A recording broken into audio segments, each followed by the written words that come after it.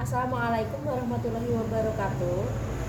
Perkenalkan, saya Parmi. Saya mahasiswa PGMI dari Universitas Islam Negeri Syekh Nurjati Cirebon.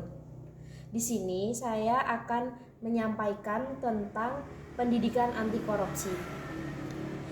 Sebuah topik yang sangat penting bagi kita sebagai generasi muda calon pemimpin bangsa Indonesia. Yang pertama-tama adalah apa itu korupsi? Secara etimologi, kata korupsi berasal dari bahasa Latin yaitu corruptio yang berarti kebusukan, keburukan, dan kebejatan.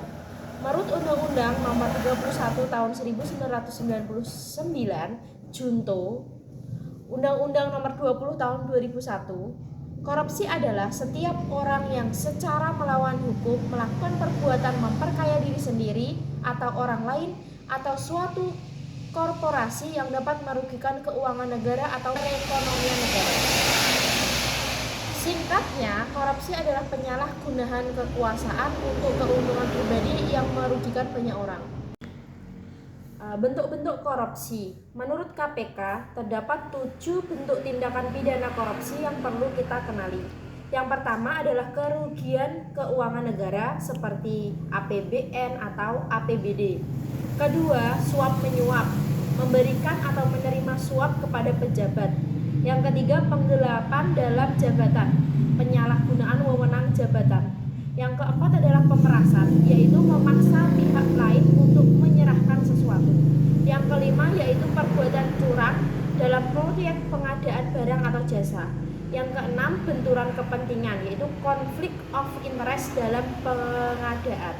Yang ketujuh adalah gratifikasi atau menerima hadiah yang berkaitan dengan jabatan. Semua bentuk ini merupakan tindak pidana yang dapat diancam hukuman penjara. Lantas, mengapa korupsi sangat berbahaya? Korupsi berdampak luar biasa buruk bagi kehidupan bangsa kita. Dalam bidang ekonomi, korupsi menghambat investasi dan pertumbuhan ekonomi nasional. Anggaran yang seharusnya untuk pembangunan infrastruktur dan kesejahteraan rakyat justru masuk ke kantong pribadi. Di bidang sosial, korupsi memperparah kemiskinan dan ketimpangan. Di bidang pemerintahan, korupsi merusak kepercayaan publik kepada lembaga negara. Bahkan, korupsi melemahkan demokrasi dan supremasi hukum di Indonesia. Korupsi bukan kejahatan kecil, ini adalah kejahatan yang mencuri masa depan kita bersama. Ada banyak hal yang menyebabkan korupsi. Yang pertama yaitu lemahnya penegak hukum. Sistem hukum Indonesia yang kurang tegas membuat pelaku korupsi merasa aman dari hukuman. Kemudian rendahnya gaji pegawai. Ketidakseimbangan antara gaji dan pengeluaran itu menyebabkan seseorang berperilaku korupsi. Yang ketiga, budaya permisif.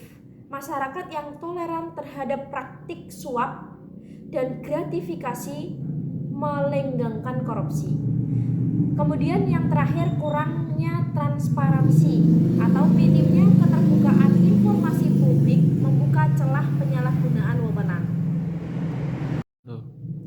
Lalu, apa yang bisa kita lakukan? KPK mengidentifikasi 9 nilai anti korupsi yang harus kita tanamkan sejak dini.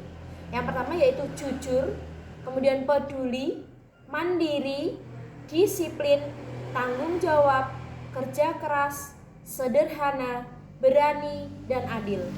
Nilai-nilai ini disingkat dengan akronim jujur. Jujur, peduli, mandiri, disiplin, tanggung jawab, kerja keras, sederhana, berani, adil.